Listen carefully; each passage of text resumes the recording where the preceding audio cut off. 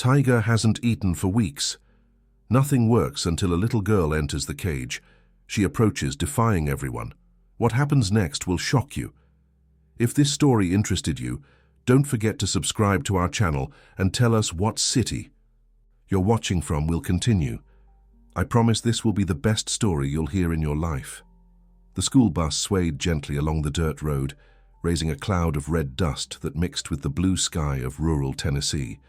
The third grade children chatted excitedly about the field trip, but one of them remained quiet, looking through the foggy window. Emily was only 8 years old, but her eyes carried a depth that didn't match her age. Ms. Peterson clapped her hands to get the class's attention. Children, we're arriving at the Green Hope Rehabilitation Center. Remember what we talked about? We'll meet animals that have been rescued and needed special care. Some of them suffered a lot before they came here. Emily adjusted the small backpack on her lap and sighed softly. In recent months, since her father had left for a business trip that never ended, she had become even more reserved. Her mother said he had found a new job in another country, but Emily felt there was something more, something adults didn't want to tell a child. The bus stopped in front of a wooden gate painted green with a sign that read, Green Hope Rehabilitation Center, where life is reborn. A tall man with graying hair and a gentle smile approached the vehicle. It was Dr. Richard, the veterinarian in charge. Welcome, little visitors, he said, helping the children off the bus. Today you'll meet some of our most special residents. Each of them has a unique story of overcoming adversity. The group followed a trail surrounded by native trees. Emily walked at the end of the line, observing everything carefully. The place had an air of tranquility, but also of melancholy that she could feel, as if the trees themselves held secrets of the animals that lived there.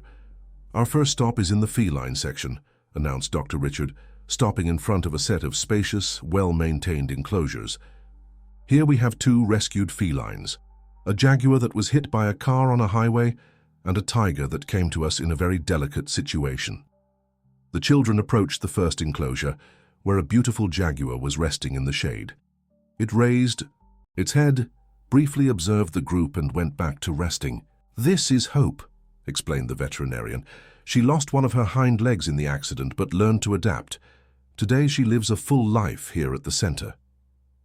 The group moved to the next enclosure, and it was there that Emily felt something different in the air, a strange sensation as if some invisible force was pulling her forward.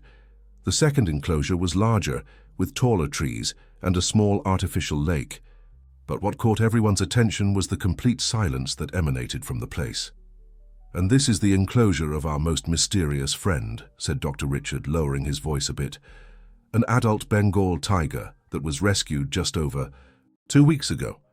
He came from a very difficult situation and is still adapting to his new life. Emily approached the protective bars but couldn't see any animal. Where is he? Asked Peter, one of the more curious classmates. He prefers to stay hidden, answered the veterinarian carefully. Since he arrived here, he's kept himself isolated. In that corner under the trees, he rarely comes out during the day.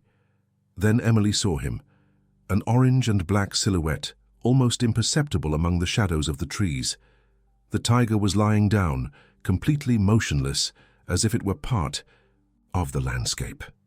Its eyes, however, were open, fixed on a point on the horizon that no one else could see. He's sad, Emily said suddenly, surprising everyone. Dr. Richard looked at the girl with interest. Why do you think that, Emily? I know that look, she replied softly, without taking her eyes off the tiger. It's like when someone you love goes away and doesn't come back anymore. An uncomfortable silence settled over the group. Miss Peterson approached Emily and put her hand on her shoulder. Let's continue the visit, children. We still have many other animals to meet. But Emily couldn't move. She stood there looking at the tiger, and for a very brief moment had the impression that it was also looking at her. It wasn't possible to be sure from the distance, but something inside her said yes, that they had recognized each other in some mysterious way. Emily, let's go, called the teacher, already several meters ahead. The girl sighed and followed the group, but looked back 3 more times before losing sight of the tiger. During the rest of the visit, They met macaws that had been raised in illegal captivity, an anteater that was found orphaned by the side of a road, and several other animals with stories of overcoming. But Emily barely paid attention. Her mind remained fixed on those yellow eyes that seemed to hold as many secrets as her own. At snack time, while the other children played and chatted excitedly, Emily sat alone under a tree. She opened her lunchbox but wasn't hungry. Instead, she kept thinking about the tiger and the strange feeling she had when she saw it. "Are you okay, dear?" asked Mrs. Wilson, one of the center's employees who was helping serve the snack. "That tiger," Emily began hesitantly. "Doesn't he eat?" Mrs. Wilson looked around to make sure no other children were listening and sat down next to Emily. "It's a very complicated situation, my child. He arrived here very hurt, not in his body but in his heart. Sometimes animals get so sad that they stop eating, playing, living. Like my dad," Emily murmured softly. "What do you mean, child?" Emily shook her head. "Nothing. I was just thinking." Mrs. Wilson realized there was something deeper there but respected the girl's silence. "You know, Emily, sometimes animals need time to trust again, and sometimes they need to find someone who understands their pain." These words echoed in Emily's mind for the rest of the afternoon. When it was time to return to school, she reluctantly boarded the bus, looking once more in the direction of the tiger's enclosure. She couldn't see him, but felt that somehow he was also watching the group's departure. During the trip back, while the other children napped or chatted quietly, Emily remained awake, looking out the window. The red dust now rose in whirlwinds behind the bus, as if trying to follow them back to town. She thought of her father, how he used to tell stories about wild animals before bedtime, and how those stories always ended with the animal finding its family again. But some animals, Emily was beginning to understand, remained lost forever, and maybe some people did too. When she got home that afternoon, Emily ran to her room and took out her drawing notebook. Without knowing exactly why, she began to draw a tiger lying under a tree, with eyes that seemed to hold all the secrets of the world. When her mother called her for dinner, she had barely finished coloring the orange and black stripes. "How was the field trip, honey?" asked her mother, serving her daughter's plate. "It was interesting," Emily replied, putting the drawing in the drawer of her bedside table. "Mom, when is Dad coming back from his trip?" The question caught her mother off guard, as it always did. She paused for a long time before answering. "I don't know, sweetheart. He's working very far from here." Emily nodded and turned her attention to the food, but her thoughts were far away, in a silent enclosure where a tiger continued to guard its secrets under the trees. That night, she dreamed of yellow eyes that shone in the darkness, and when she woke up had the strange feeling that something very important was about to happen. 3 days had passed since the visit to the rehabilitation center, but Emily couldn't get the tiger out of her head. During classes, instead of paying attention to the explanation about math or English, she found herself drawing tiger paws in the margins of her notebook. At night, she dreamed of distant roars that seemed like calls for help. At Green Hope Center, the tiger's situation was causing growing concern among the staff. Dr. Richard met with the veterinarian, Dr. Jennifer, and the main caretaker, Jack, in his office filled with books on animal behavior. "It's been 15 days, said Dr. Jennifer, consulting the animal's medical record. He refuses any type of food. We've tried fresh meat, different types of protein, even leaving food at strategic points in the enclosure during the night. Nothing works." Jack shook his head, worried.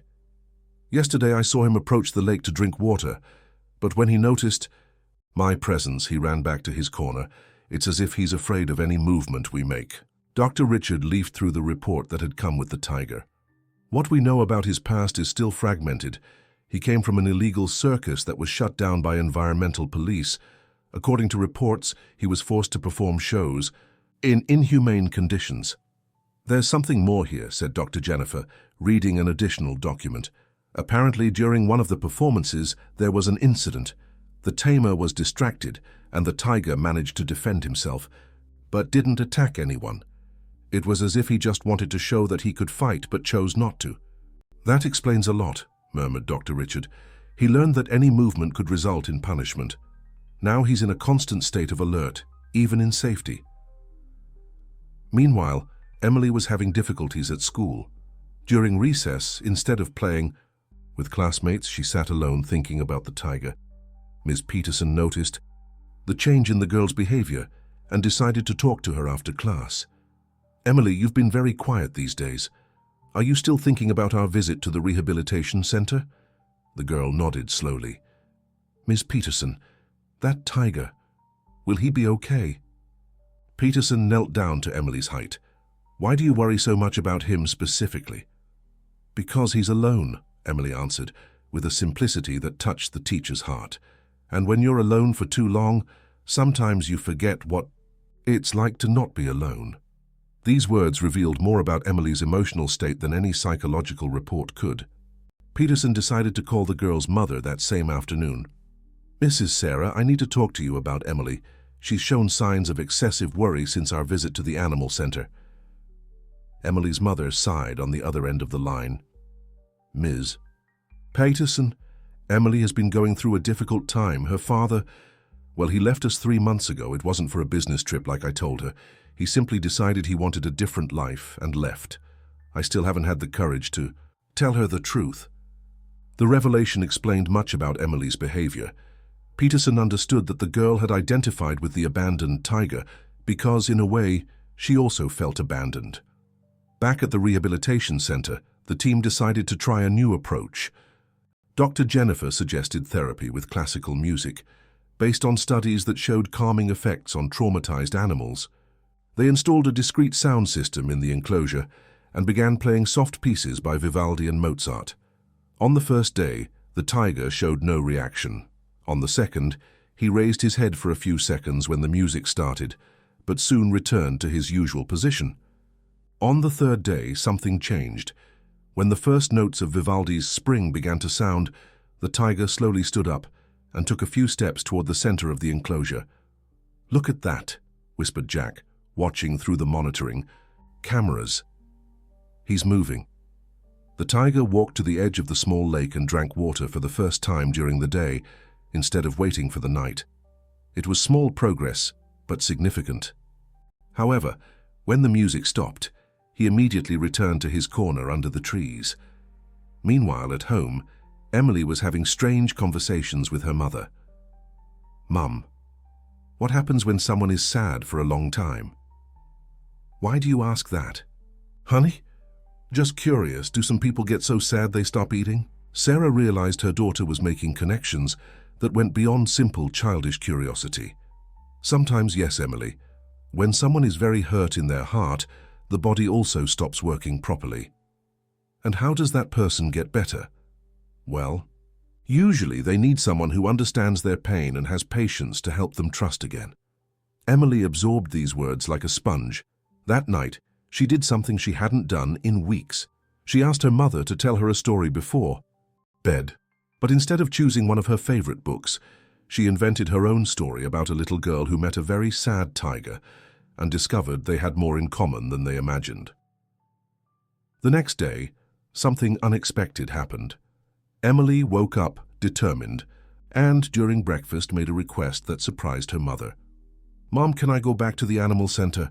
"Why, sweetheart? The school already made its visit." "I want to see if the tiger is better." Sarah hesitated. She had a lot of work piled up at the office, but something in her daughter's determination convinced her. "All right, but just a quick visit, okay?" At the center, Dr. Richard was surprised to see Emily and her mother at the reception. "It's good to see you again. Emily, did you like the visit so much that you wanted to come back?" "I wanted to know about the tiger," she said, directly. The veterinarian exchanged a meaningful look with Sarah. "Well, he's a little better. He's been moving more and drinking water during the day, but he's still not eating." "Can I see him?" Dr. Richard led mother and daughter to the feline enclosures. This time the tiger wasn't completely hidden. He was lying near the lake, where the sun rays filtered through the leaves created golden patterns on his fur. When he heard the approaching footsteps, he raised his head. Emily approached the bars carefully, and for the first time, could see the tiger clearly. He was even more impressive than she had imagined, but his eyes carried a deep sadness that made her feel a tightness in her chest. "Hello," she said softly, as if she were greeting a shy friend. The tiger observed her for a long moment. Then, to everyone's surprise, he slowly stood up and took a few steps in the direction of the bars. He stopped at a safe distance, but the fact that he had voluntarily approached was extraordinary. "He's never done that before," murmured Dr. Richard, impressed. Emily sat on the ground, getting at the height of the tiger's eyes. "I know how you feel," she said softly. "Sometimes the people we love go away, and we don't understand why. And then it becomes difficult to trust that someone will stay." The girl's words flowed naturally, as if she were talking to a friend who perfectly understood her pain. The tiger tilted his head slightly, as if he were really listening. "But you know what I found out?" Emily continued. "Even when we're sad, there are still people who care. And sometimes we need to accept that help even when we're afraid." Sarah watched the scene with tears in her eyes, realizing that her daughter was in fact talking about her own wounds. Dr. Richard made mental notes, fascinated by the animal's reaction. After a few minutes, Emily stood up. "I'm going to leave now, but I'll come back another day to see how you are, okay?" The tiger watched her walk away and, when she was almost out of sight, did something no one expected.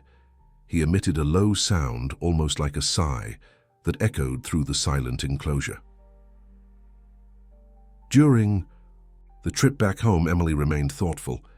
Her mother, realizing it was time for the truth, finally found the courage to start a conversation she had been postponing for months. The silence in the car during the journey back was heavy, but not uncomfortable. Emily looked out the window, watching the landscape pass by, while her mother gathered courage for the words that needed to be said. Finally, Sarah parked the car in a small park near home and turned off the engine. "Emily, we need to talk about your father," she said, with her voice slightly trembling. The girl turned to her mother with those deep eyes that seemed to already know what was coming. "He's not on a business trip, is he, Mom?" Sarah felt a lump in her throat. "How do you know?" "Because when someone travels for work, they call. They send pictures. They talk about when they're coming back." Emily spoke with a maturity that broke her mother's heart. "And because I saw you crying in secret a few times." Tears began to roll down Sarah's face. "My love, your father. He decided he wanted a different life. He left and he's not coming back. I didn't want to tell you because I was afraid you'd be sad." Emily was silent for a long moment, processing the confirmation of what her heart already knew. "I was already sad, Mom. Not knowing the truth made everything worse." "You're not angry with me for not telling you sooner?" "No, Mom. I understand. Sometimes we don't tell bad things because we want to protect the people we love." Emily looked back out the window. "Like the tiger. He doesn't eat because he's afraid to trust again." The analogy impressed Sarah with its emotional accuracy. "And what do you think the tiger needs to get better?" "Someone who shows that not everyone leaves. Someone who has patience and understands that taking time to trust is okay." Mother and daughter hugged in the car, and for the first time in months both felt they could begin to heal their wounds with honesty and true love. Meanwhile, at Green Hope Center, an emergency meeting was taking place. The tiger had gone 17 days without feeding, and blood tests showed worrying signs of malnutrition. "We'll have to consider forced feeding," said Dr. Jennifer, although her voice revealed reluctance. "It's not ideal, but it might be our only option." "Wait," interrupted Jack. "Did you see how he reacted to the girl today? It was the first time he voluntarily approached anyone." Dr. Richard reflected on the observation. "It's true. There was a connection there that we couldn't establish with any of our traditional techniques. But we can't base the treatment of a wild animal on the sporadic visit of a child," argued Dr. Jennifer. "That's not scientific protocol."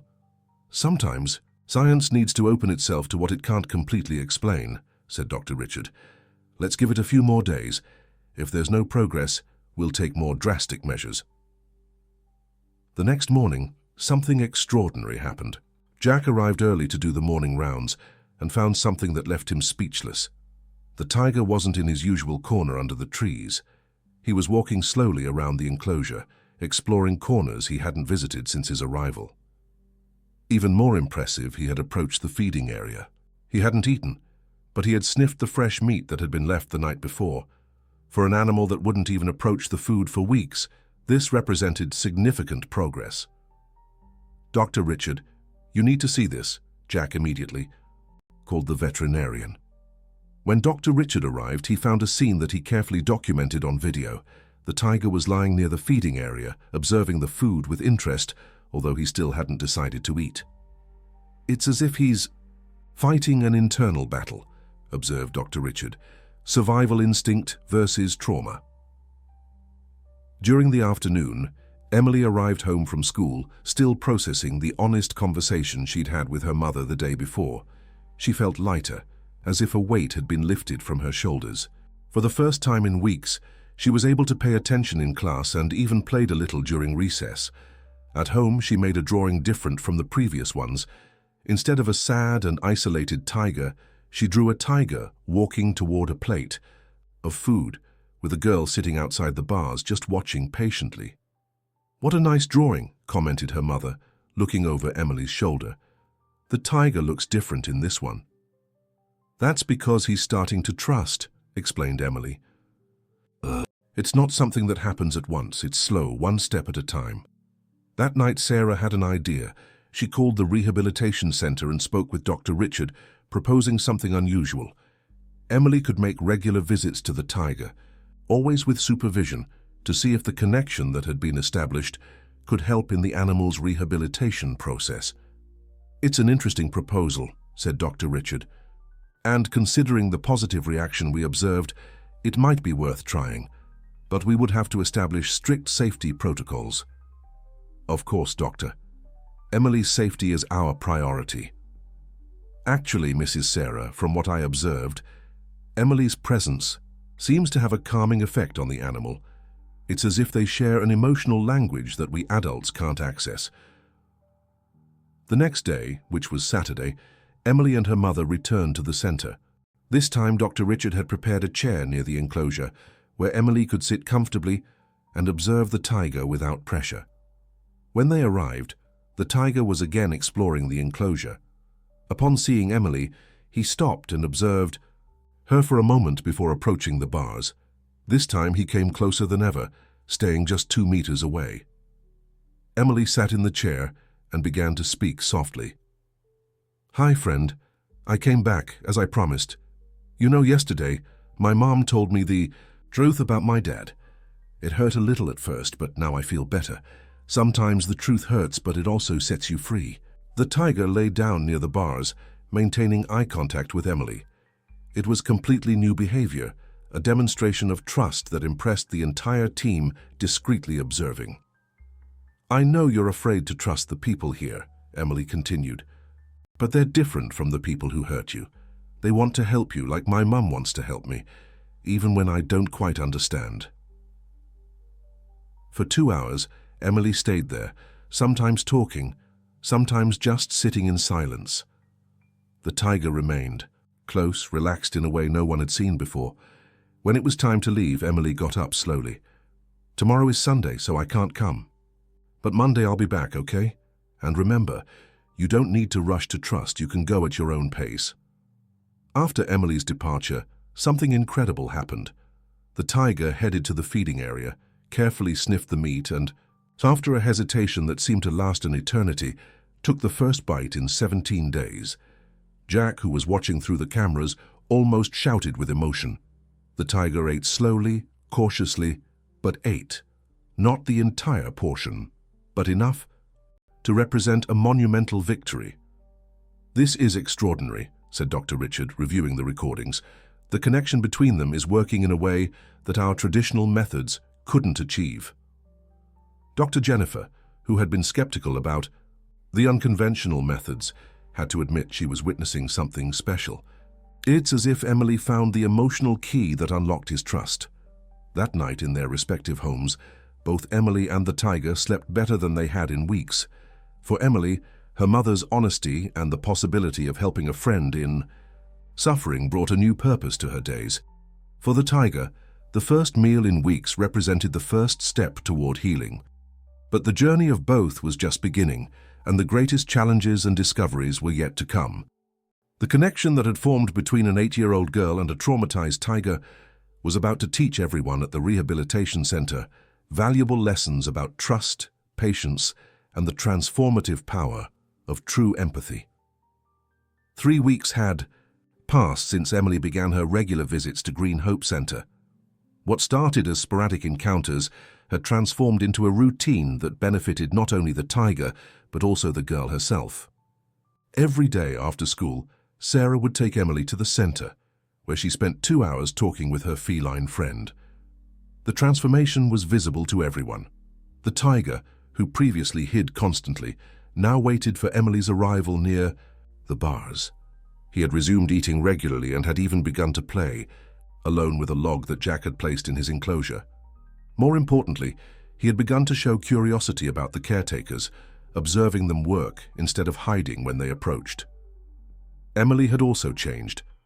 The girl who had first arrived at the center, sullen and introspective, now smiled more, participated in classes at school, and had even made a new friend, Olivia, with whom she shared stories about the animals at the center. "It's impressive how Emily has blossomed," commented Miss Peterson to Sarah during a meeting at school. "She's become participative again, and her essays about the rescued animals have been extraordinary. It's as if she found a purpose." Sarah smiled, remembering the deep conversations she had with her daughter every night. "She told me yesterday that helping the tiger trust again is helping her trust again too." At the center, Dr. Richard was meticulously documenting the unusual progress. "This case will revolutionize our understanding of animal therapy," he said to Dr. Jennifer. "The emotional connection between Emily and the tiger is providing results that no traditional medical protocol managed to achieve." "I have to admit I was wrong to be skeptical," replied Dr. Jennifer. "Science doesn't always have all the answers. Sometimes healing comes from places we don't expect." On a particularly hot Thursday afternoon, Emily arrived at the center with a different energy. She seemed more confident, more mature. When she approached the enclosure, the tiger immediately came to meet her, as had become customary. "Hello, my friend," she said, sitting in her favorite chair. "Today I want to tell you something special. Last night my mom and I talked about my dad, and I finally managed to talk about how I felt when he left without saying goodbye." The tiger lay down near the bars with his eyes fixed on Emily, as he always did when she shared her feelings. "You know, I was very angry at him for leaving, but my mum helped me understand that sometimes people make choices that hurt other people, but that doesn't mean it was our fault." Emily paused, observing how the tiger seemed to absorb every word, and I realized that staying stuck in anger was only hurting me more.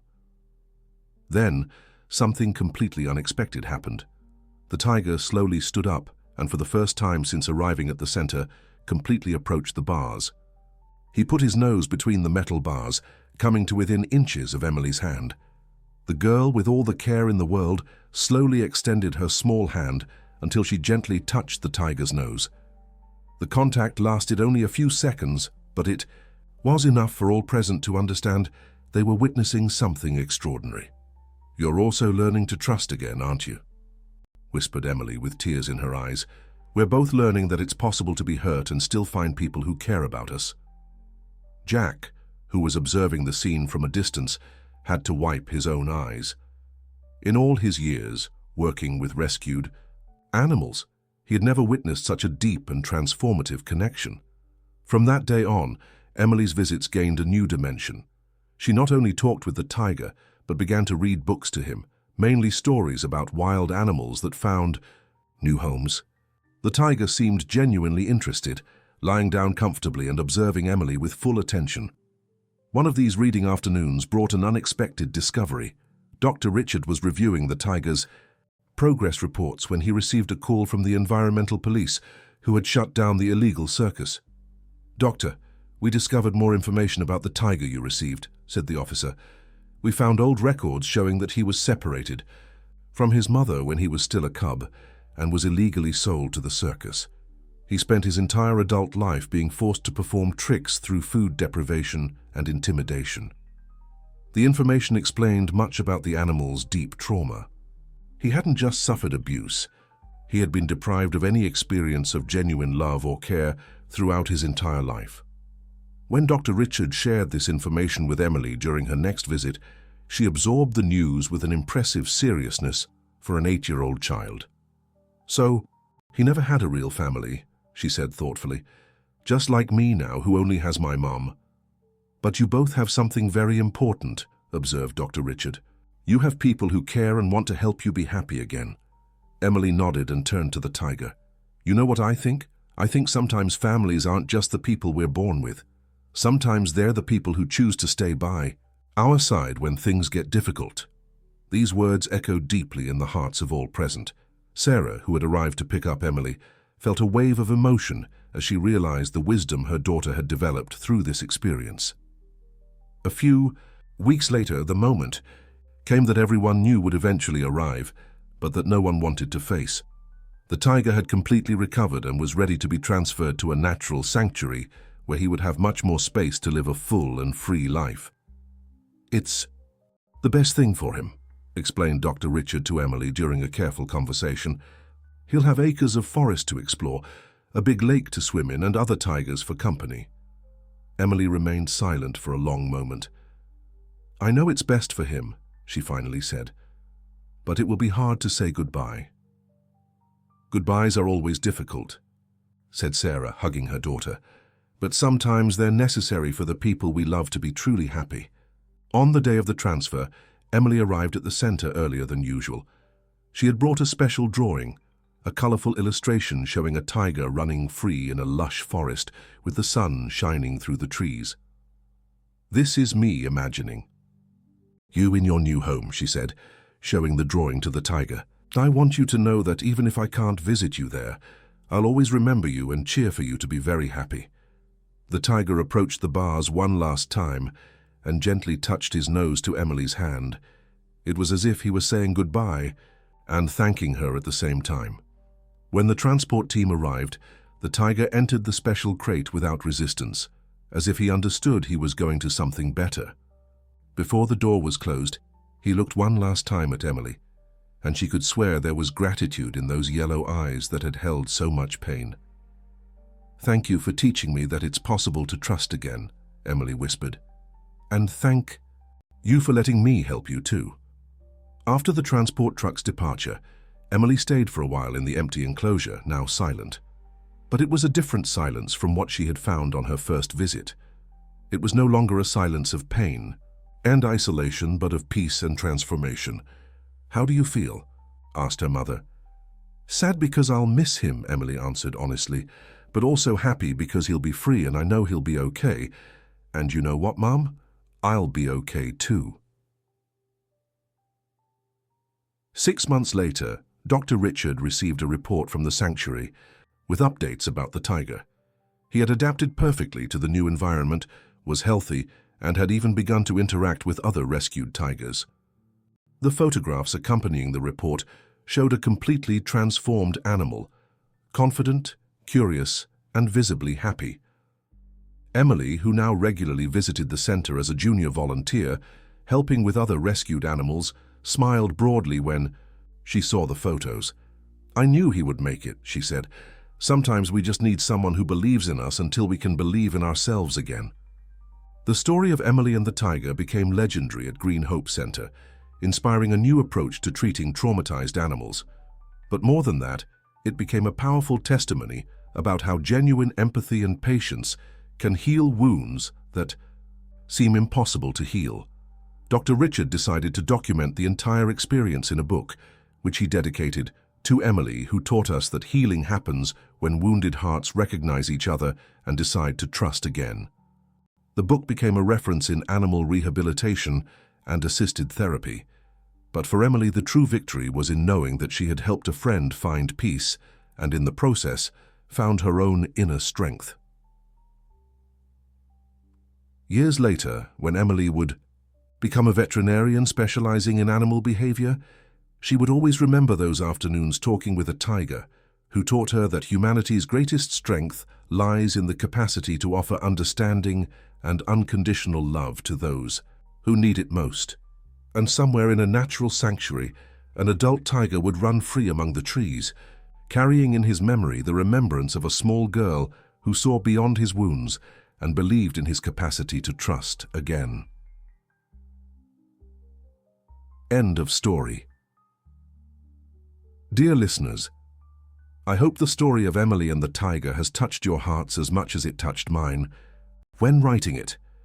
This is a story about the transformative power of empathy, about how shared pain can become mutual healing, and about how sometimes the most unlikely connections are the ones that teach us the most about ourselves. If this narrative moved you, I invite you to subscribe to our channel, where we bring daily stories that celebrate the human capacity to overcome adversity through love and understanding. Leave a like if Emily's journey inspired you, and tell us in the comments, have you experienced a special connection that helped you heal wounds from the past? Your experiences can inspire other listeners who are also seeking hope in difficult times. Until the next story, and remember,